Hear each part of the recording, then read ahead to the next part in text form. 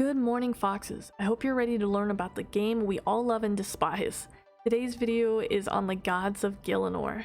Thanks for all your support, and stay tuned next week for the Missile and Lore video to drop. I'm so excited.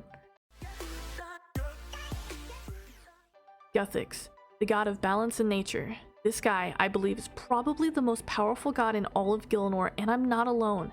Not only is it believed by many that he alone created Gielinor, it was him who awoke during the Third Age and put a stop to the God Wars. He arrived here during the First Age and wanted to share it with those who shared his views, which included humans, gnomes, dwarves, and elves.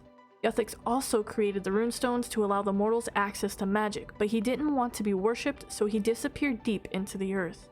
He sleeps for long periods of time. He awoke once to stop the God Wars, but soon after went back to his deep slumber and hasn't been heard from since. Saradomin, the god of order and wisdom. He came to Gielinor during the Second Age, landing on Intrana. He quickly became a very popular god and is seen largely by the human population as the god of good. They have erected many temples and churches, more so than any other god in fact. Saradomin also plays a major combatant in the God Wars. Zamorak, the god of chaos. He once was a Maharat general in service to the god Zaros, and only ascended to godhood himself after betraying Zaros. He arrived here during the Second Age and used the staff of Armadyl on Zaros, transferring some of Zaros' power into himself. This prompted the God Wars, as Zamorak was the one who started it. He is often seen as the god of evil. Armadyl, the god of justice and law. He was worshipped by the Aviantes, a humanoid avian creature of an endangered species and the namesake of the staff of Armadyl. He also arrived during the Second Age.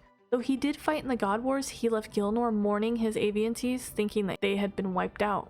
Bandos, the god of war, also known as the High War God amongst his followers, came to Gielinor during the Third Age as the God Wars raged on. Some of his followers consisted of goblins, ogres, orcs, hobgoblins, trolls, and ogres. He sought glory in battle and reveled in the chance to do so. Zaros, the god of fate, control, and darkness. He is an almost forgotten god, having been created on Freneske by the elder god Ma as the counterpart to Seren. Before he was betrayed by his underling, Zamorak, he controlled the largest empire in Gielinor to date, spanning great distances across the continent. The God Wars would reduce his power to nothing, as his land would fall into the hands of many different races and religions. Seren, the crystalline goddess of peace, growth, and light. She was created like Zaros on Freneske by the elder god Ma as a counterpart to him. She quickly became enamored by the elves on their home planet Tartardad, thusly becoming their patron goddess. She was personally invited to this world by Guthics and is known as the second god to step foot in Gielinor. After the God Wars, when all of the powerful deities were banished, she alone broke herself into pieces so she could remain with her elves. Tumeken, god of light and the sun. He is the patriarch of the Menethite pantheon, which is an octet of gods that are worshipped by the people in the Kharidian desert, spanning from Al Kharid to Menephos. He married Elidinis, and they created a son and daughter named Iklorin and Amaskut. He also created Ambikin, Krondis, Het, and Scarabus as divine avatars from his essence. It's said that he died during the Second Age in a blast of fire that supposedly stopped the Kharidian-Zarosian War by destroying the Zarosian forces, in which it did, but also his own. Elidinis, the goddess of fertility. She is associated with the river Elid. She's married to Tumeken and created Iklorin and Amaskut as her children.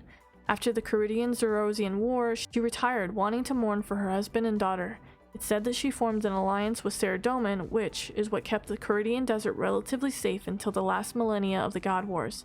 She is mainly worshipped in Narda. V, a Fremnik god. Though this god's true name is unknown, he is a seer from the Fremnik provinces who discovered the Stone of Jas and the art of runecrafting, supposedly within the First or Second Age. He is a highly revered great hero of the Fremnik people, and is respected as such, which is how V would rather have it than be worshipped as a god. Kharidian gods. These are deities that are worshipped by the Kharidian people, though they don't share this information willingly with outsiders. Thusly, we know very little about them, but they do have a shrine in Tai Bowanai. Jas, an ancient deity that created the Stone of Jas. The stone cursed the Dragonkin, making them attack human settlements out of pain and suffering. Other than this, there is not much else known about him. Bull, the god of fire and lava. He is the deity known for creating the Tazar.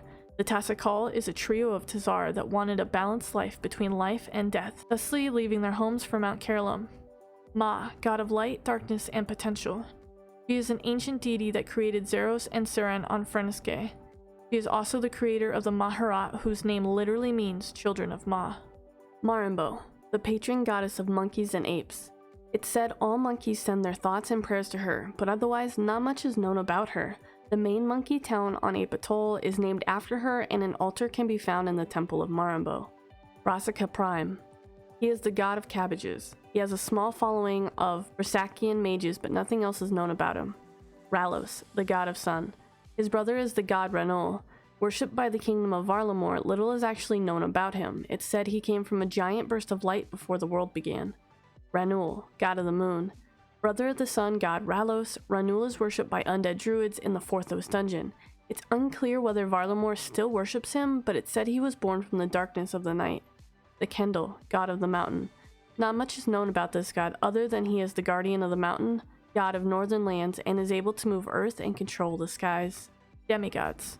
These are beings that have been created by gods but lack the power of gods, as they were allowed to stay on Gielinor by Guthics. Iclarin, jackal-headed demigod. He is the guardian of the dead and the underworld. He was created, along with his sister Amiska, by Tumeken and Elidinis essence. He guides the souls of the dead to their afterlife and protects them from his sister. Amisket the Devourer, demigoddess of destruction.